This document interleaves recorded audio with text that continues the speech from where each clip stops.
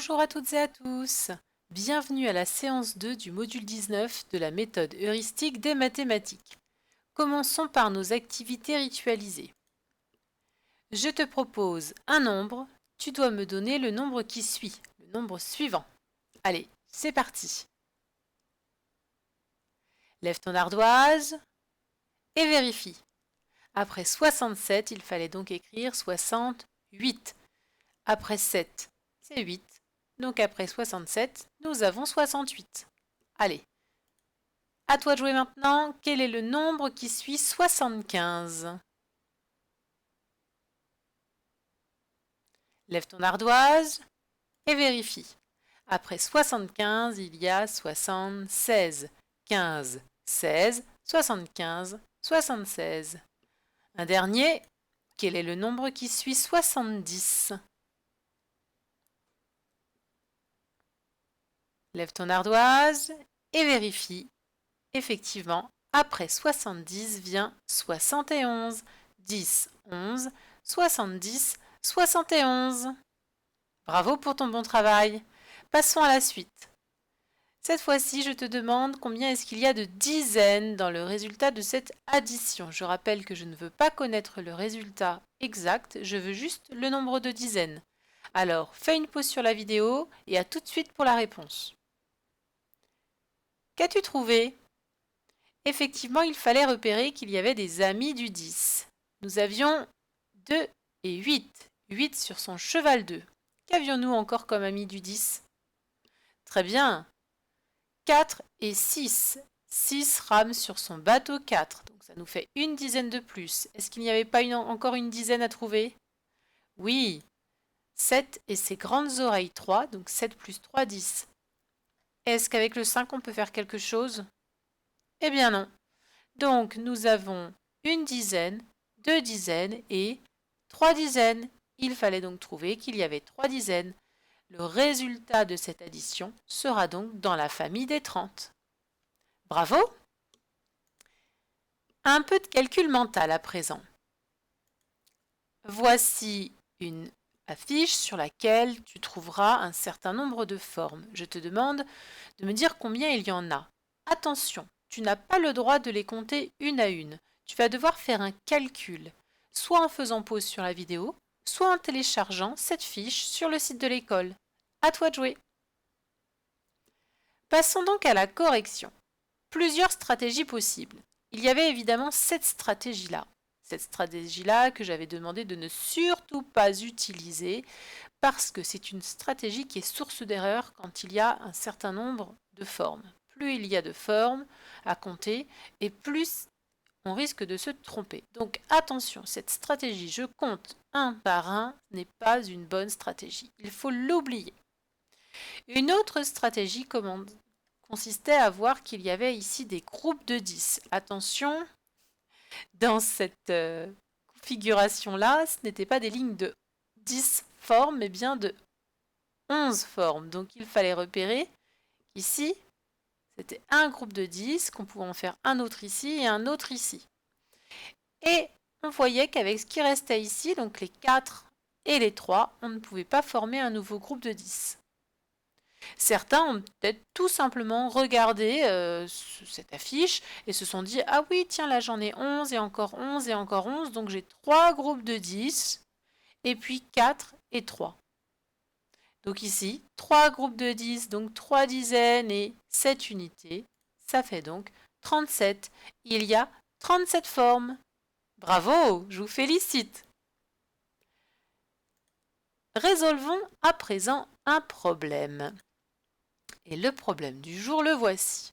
La question est: combien y a-t-il de chaises en tout dans la classe? Combien y a-t-il de chaises en tout dans la classe?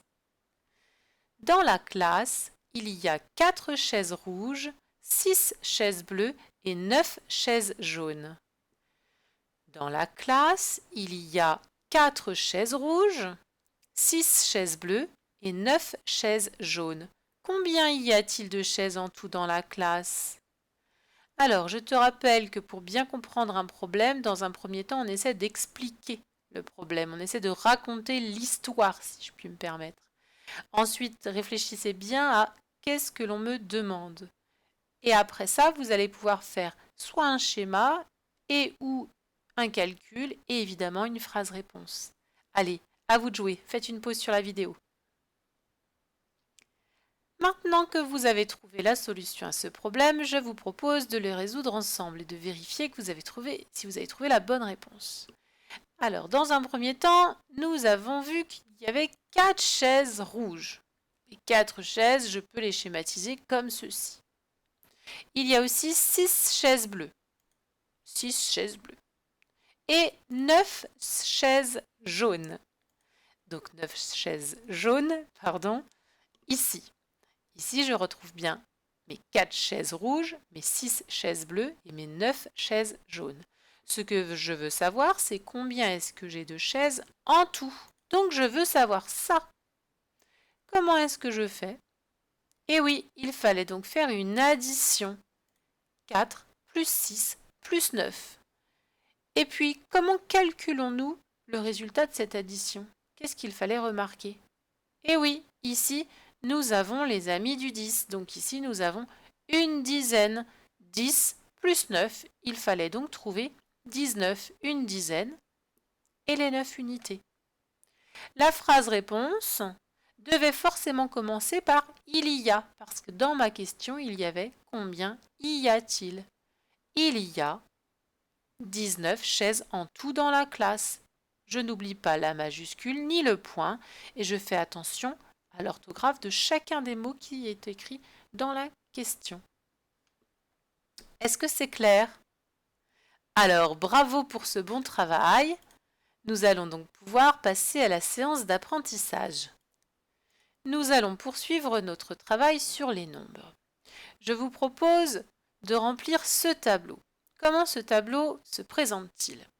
Eh bien, tout simplement en 3 colonnes. Une première colonne dans laquelle vous devrez écrire des nombres de la famille de 50. Ici, une deuxième colonne de nombres de la famille des 60. Et celle-ci, colonne de la famille de 70. Attention, vous n'allez pas écrire n'importe quel nombre. Je vous impose des nombres. Les voici. Alors, ils sont mis en couleur tout simplement pour mieux se repérer. Si je les avais mis en noir, vous auriez peut-être été vite perdu, surtout si vous faites pause sur l'écran. Donc, ça permet de mieux se repérer. Rien à voir avec les familles. Vous allez donc devoir ranger, classer ces nombres dans la bonne famille. Vous avez 2 possibilités pour faire ce travail, soit reproduire ce tableau à main levée rapidement sur une feuille de travail, sur votre cahier de mathématiques, sur votre ardoise, soit de télécharger la feuille de travail que vous trouverez sur le site de l'école. Allez, faites une pause sur la vidéo, rangez-moi ces nombres dans les bonnes familles et à tout de suite pour la correction. Alors, facile ou non? Oui, facile.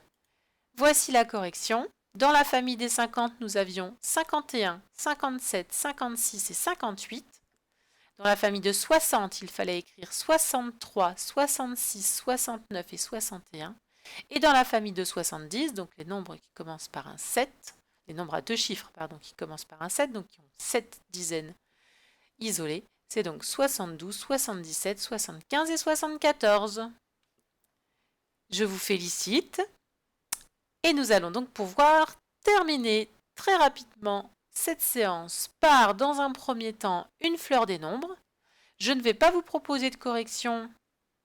Donc, à vous d'utiliser votre propre matériel pour faire 61 de différentes façons. N'hésitez pas à regarder la vidéo. Il y aura probablement un petit i par là dans la vidéo. Vous pourrez cliquer dessus.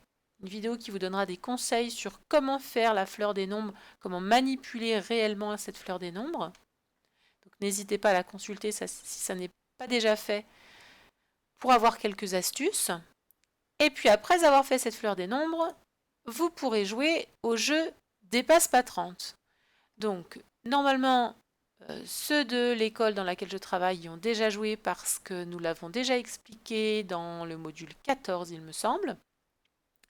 Sinon, pareil, vous allez avoir la possibilité de trouver ce jeu, une explication de ce jeu en ligne sur la chaîne GambetTube. Donc je me suis permise de jouer une partie avec mes enfants pour que ce soit peut-être plus clair. Je rappelle quand même l'organisation dans l'idéal 3 ou 4 joueurs parce qu'à 2 c'est moins stratégique, mais c'est faisable de jouer à 2. Il vous faudra un jeu de 52 cartes classiques. Chaque carte vaut sa valeur, donc le 10 vaut 10, le 1 vaut 1, le 5 vaut 5. Et les figures, donc les valets, dames et rois, valent 0. Le principe du jeu, vous allez pouvoir le découvrir dans la vidéo qui du jeu ne dépasse pas 30, c'est que dans un premier temps, on distribue 4 cartes à chaque joueur et on joue dans le sens des aiguilles d'une montre. Pour déterminer le premier joueur, traditionnellement, on choisit le plus jeune. Le premier joueur va poser une carte et annoncer sa valeur, c'est-à-dire que s'il pose un 8, il va dire 8. Et ensuite, il pioche une carte, parce qu'on doit toujours avoir 4 cartes dans sa main. Et puis le joueur suivant va poser une carte sur celle du joueur précédent. Et ces cartes-là, on va les additionner. Donc le joueur qui pose une carte va devoir dire combien est-ce que ça fait au total, l'addition des 2 cartes, etc. À chaque fois qu'il y a une carte ajoutée, bien à chaque fois on ajoute les cartes entre elles. On doit les additionner et annoncer le résultat total. Le jeu, le premier joueur qui atteint ou dépasse 31 a perdu. C'est-à-dire que quand on est à 30, on est encore tranquille, mais à 31, on a perdu. Donc à 32, à 33, etc. Pareil. À partir de ce moment-là, on est éliminé. Et dans ces cas-là, on enlève les 2 dernières cartes du paquet. Donc il faut penser à les soustraire du résultat total auquel on était rendu.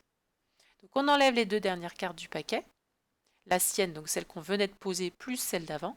Et ensuite, les autres joueurs continuent à jouer à partir de ce nouveau total. Et c'est le dernier en jeu qui a gagné la partie. D'où l'intérêt d'être plus que 2. Si ce jeu-là est trop facile pour votre enfant, vous pouvez proposer des variantes. Alors dans les variantes, ce que je peux vous proposer, c'est de faire en sorte que les rois, dames et valets, finalement, n'aient plus une valeur de 0, mais que le roi enlève 5 points, que la dame enlève 2 points, que le valet enlève 1 point. Donc ce sera un jeu où vous devrez faire à la fois des additions et à la fois des soustractions. Pour aller un peu plus loin, vous pouvez tout simplement aussi, au lieu de faire je dépasse pas 30, le ne dépasse pas 40, ne dépasse pas 50, etc. Voilà pour aujourd'hui. Donc je vous souhaite une bonne partie de jeu et je vous dis à très bientôt pour une nouvelle vidéo.